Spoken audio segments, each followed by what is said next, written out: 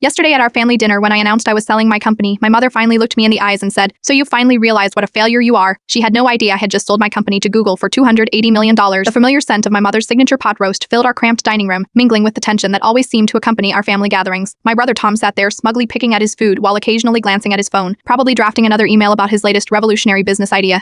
Dad, as usual, kept his eyes fixed on his plate, his decades-old strategy of avoiding any potential conflict by becoming invisible. "I always told you that tech stuff was just a waste of time," my mother continued, methodically cutting her meat into perfect squares. "Your brother's real estate business poured that's a proper career, even if he's having a temporary setback." She passed the potatoes to Tom with the kind of gentle care she reserved exclusively for him. I pushed my food around the plate, remembering the contract I'd signed just hours earlier. The leather folder still sat in my car, containing documents worth more money than this entire house would make in 100 sales. The weight of my decision to keep my success secret felt heavy, but watching my family's dynamics unfold confirmed I'd made the right choice. "At least now you can help your brother out, Mom," added her voice carrying that familiar guilt-inducing tone she'd perfected over the years. "He just needs a small loan to get back on his feet. You know how the market is these days." I looked at Tom, who was already nodding enthusiastically like a puppet on our mother's strings. "Head of sis, just 100 grand or so. You must have some savings from that little app thing you've been working on. I'll pay you back as soon as my next deal closes." That's what they'd always called my company, even as we grew to 50 employees and secured major contracts with Fortune 500 companies, even as we revolutionized how small businesses handled their finances. Now it was worth hundreds of millions, but in this dining room I was still the foolish daughter who refused to follow the traditional path. "I can't," I said simply, watching their faces fall in perfect synchronization. "I'm actually planning to move to a smaller apartment to save money." Mom slammed her fork down with enough force to make the water glasses tremble. "This is exactly your problem, Sarah. Always thinking about yourself. Your brother needs you and you are too selfish to help family. After everything we've done for you," Finn the guilt trip continued, but I'd learned to let her words wash over me like background noise. I excused myself early that night, claiming a headache. As I drove home to my new penthouse apartment art turn, which none of them knew about Pert, I couldn't help but laugh at the irony. For years I dreamed of proving them wrong, of showing them my worth. Now that I finally could, I realized it wouldn't change anything. The truth would come out eventually, but for now I wanted to see them for who they really were, without the influence of my newfound wealth. Sometimes, the most expensive lesson is learning who your family really is when they think you have nothing to offer. I pulled into my private garage, nodding to James, the security guard, who'd already learned to be discreet about my comings and goings. The elevator carried me to the top floor, where floor-to-ceiling windows offered a view of the city. That still took my breath away. My phone buzzed with a text from Mom. "Think about what we discussed. Family should always come first." I put the phone away without responding, walking to my home office where the wall of monitors displayed my company's latest performance metrics. She was right about one thing: Pert and family should come first. I just needed to figure out what family really meant. Growing up in our modest suburban home, the differences in how my mother treated Tom and me were subtle but constant, like a slow drip of water that eventually carves through stone, while my straight A's were met with quiet nods. "And that's what we expect from you." Tom's at tree of raids were celebrated because at least he tried his best, and that's what matters. I remember my 16th birthday with painful clarity. The morning started with such hope. First I'd seen Mom whispering with Dad, noticed them hiding something in the garage. For weeks I dreamed about getting a car like Tom had received on his 16th birthday. Instead I got a lecture about financial responsibility and a bus pass. "Girls need to learn to be practical, Sarah," Mom said, her voice carrying that familiar tone of disappointment masked as wisdom. "Besides, Tom needs a car for his social life and to build connections. That's how successful people get ahead." I watched through my bedroom window that afternoon as Tom drove past in his used but shiny Honda Gessafrite, his friends hooting and hollering. Meanwhile, I sat at my desk teaching myself to code on a secondhand laptop I'd bought with babysitting money. The pattern continued through college. I worked 3 jobs, part of barista in the morning, library assistant during the day, and coding freelance projects late into the night to put myself through Marty. Meanwhile, they remortgaged the house to fund Tom's business degree at a local college. "Your brother has real potential," Mom would say during our rare phone calls. "He just needs the right opportunities." My graduation day at Marty should have been triumphant. I finished top of my class with job offers from every major tech company, but Mom spent most of the ceremony talking about Tom's new business idea to my relatives. "He's got such an entrepreneurial spirit," she gushed while I stood there in my cap and gown, clutching my diploma and feeling invisible. After graduation, while my classmates took cushy corporate jobs, I lived in a tiny studio apartment in the roughest part of town, eating ramen and coding until dawn. My first app failed spectacularly. The second barely broke even, but the third one paired a revolutionary AI-powered financial planning tool Pertel started gaining traction. Not that my family noticed. At every holiday gathering, the conversation revolved around Tom's latest venture, Sarah, Mom would say, passing him an extra helping of turkey. "Why don't you help your brother with his website? Since you are good with computers and all, good with computers." As if I was just the family IT support, not a founder building something that would change the industry. But maybe that's what drove me harder, Pert, a need to prove them wrong, even if they never acknowledged it. The day after I moved into my penthouse, Mom called. Her timing was impeccable, Pert. I was standing in my new marble kitchen, still surrounded by unopened boxes, when her name flashed across my phone screen. "Sarah, your brother's business is struggling," she said without preamble. "He needs $30,000 for rent. The landlord's threatening to evict him from his office space." I sat on my new Italian leather sofa looking out over the city skyline. The morning sun caught the glass buildings, making them sparkle like diamonds. Below, tiny figures rushed about their lives, unaware of the dramas playing out in penthouses above them. "I am sorry, Mom, but I can't help right now." My voice was steady, practiced, can't or won't. Her voice turned cold, that familiar edge of disappointment creeping in. "I saw you move to a new place. If you can afford that, you can help your brother." What she didn't know was that my modest apartment in the less desirable part of town was actually a cover. I'd given the address to family while secretly living in the city's most exclusive building. The deception felt necessary, like a shield protecting me from endless requests for money. "My rent is actually cheaper here," I lied, hating how easily the deception came now. The old place raised their rates that evening. I watched from my window as my mother's aging Volvo mobile pulled up to my fake address. She spent 20 minutes circling the building, probably calculating my rent based on the neighborhood's reputation. The next day she called again, this time asking for only $10,000. We could work out a payment plan, she suggested, her voice honey sweet. Tom just needs to get through this rough patch. You know how business can be. I did know. I knew about the sleepless nights, the missed meals, the constant anxiety. I knew about betting everything on an idea and watching it fail. The difference was I'd done it all without a safety net, without family backing. My assistant Rachel knocked on my office door later that day. Your brother's been calling the company line, she said, looking uncomfortable. He's telling everyone he's your financial advisor, I sighed, rubbing my temples. Block the number, and Rachel, if anyone from my family calls, I am not available. She nodded, understanding in her eyes. The Forbes photographer called again. They want to schedule the cover shoot for next month. Push it back, I said quickly. I am not ready for that yet. That night I hosted a dinner party for my executive team. As we celebrated our latest milestone, Parrot hitting 1 million users. Parrot. I couldn't help but think about the contrast. Here I was, surrounded by people who believed in me, while across town my family probably thought I was eating microwave dinners alone. My CFO raised his glass. To Sarah, the most brilliant mind in fintech, I smiled, clinking glasses with my chosen family, wondering how long I could keep these two worlds separate. The champagne tasted bittersweet, success mingled with secrets. Later, alone in my bedroom, I opened my laptop to check on Tom's company financials, Parrot information he didn't know I had access to. The numbers were worse than Mom had implied. He wasn't just struggling, he was drowning in debt. My finger hovered over the keyboard, tempted to authorize a transfer that would solve all his problems, but I remembered all the times he'd dismissed my work, called my company a cute little startup. Sometimes love means letting people face the consequences of their choices. I closed the laptop and walked to my window, watching the city lights twinkle below. Tom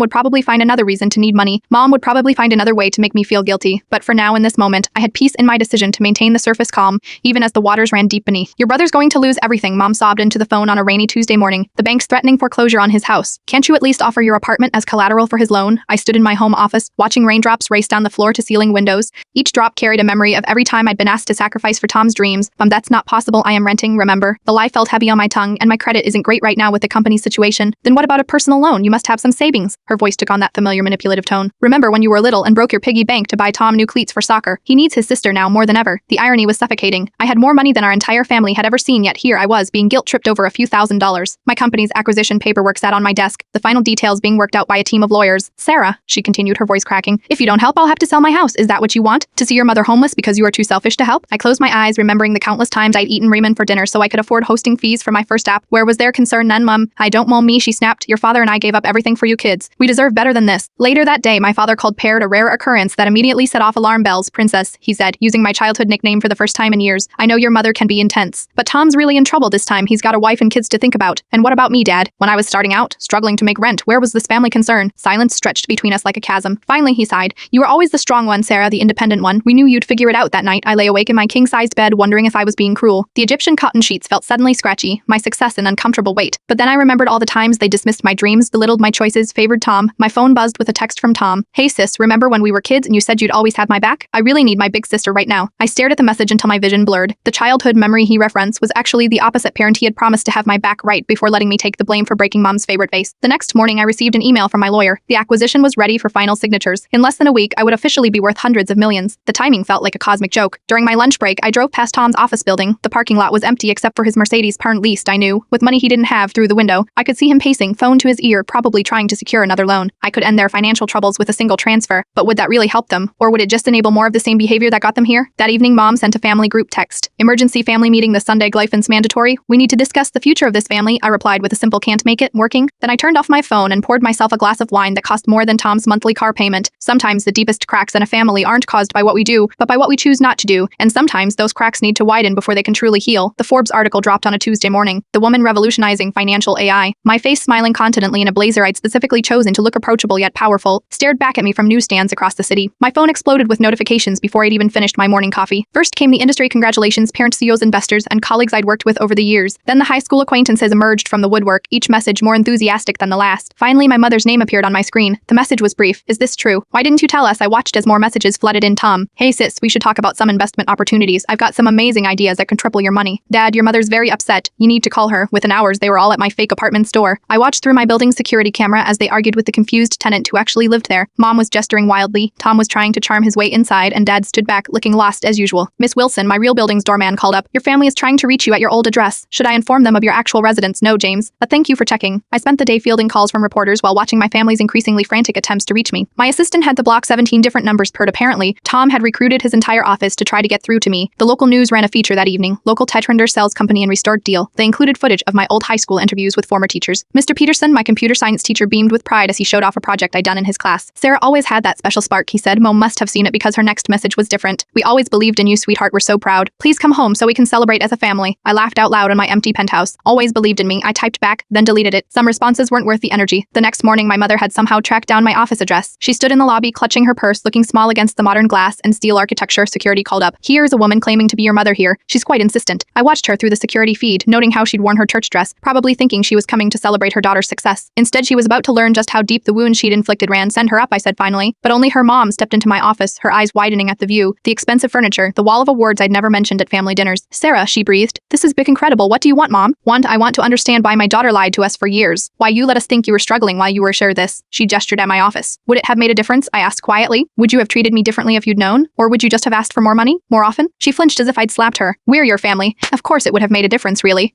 Because when you thought I was failing, you had no problem letting me know exactly what you thought of my choices. When you thought I was struggling, you still expected me to bail out Tom. The only thing that's different now is the number of zeros in my bank account. Mom sank into one of my visitor chairs, suddenly looking every one of her 65 years. We just win. We always worried about you. Tom needed more support. No, I cut her off. Tom needed to learn to stand on his own feet. And I needed parents who believed in me, not just in my ability to help my brother. The silence stretched between us, filled with decades of unspoken hurts and missed connections. The confrontation happened at my real penthouse a week later. They'd finally tracked me down through a business associate who didn't know better. I was in my home office when the elevator chimed. Part I'd forgotten to revoke their temporary access code after Mom's last visit. You lied to us, Mom's voice echoed through my apartment before I even saw her. Tom and Dad trailed behind her, Tom's eyes darting around, probably mentally calculating the worth of everything he saw. All this time while your brother was struggling, I stayed seated at my desk, forcing myself to remain calm. Please, come in. Since you've already invited yourselves up, don't you dare take that tone with me. Mom snapped, her face flushed. We're your family and you've been living in luxury while watching us suffer? I finally stood my chair, scraping against the hardwood floor. You mean like I suffered when you were mortgaged my college fund for Tom's failed business? Or like I suffered eating Rayburn for 3 years while building my company? Tom stepped forward, all charm and practiced sincerity. Come on, sis, we're family. You know I would have done the same for you, like you shared your car in high school, like you shared the college fund that was supposed to be for both of us, or maybe like you shared the credit for my coding work on your first website. That was different, he protested, but I could see the guilt flash across his face. You are right, it was different, because I earned this every penny, while you've spent your life waiting for handouts and making excuses. Dad, who had been quiet until now, stepped forward. Princess, we're not here to fight. We just want to understand why you felt you had to hide this from us. I laughed, but there was no humor in it. Versash's dad, you want to understand? Okay, let's understand. I walked to my desk and pulled out a folder. Here is a record of every time Tom has borrowed money from me. $30,000 for his first business, $20,000 for his wedding, $15,000 for his emergency last year that turned out to be a down payment on a boat.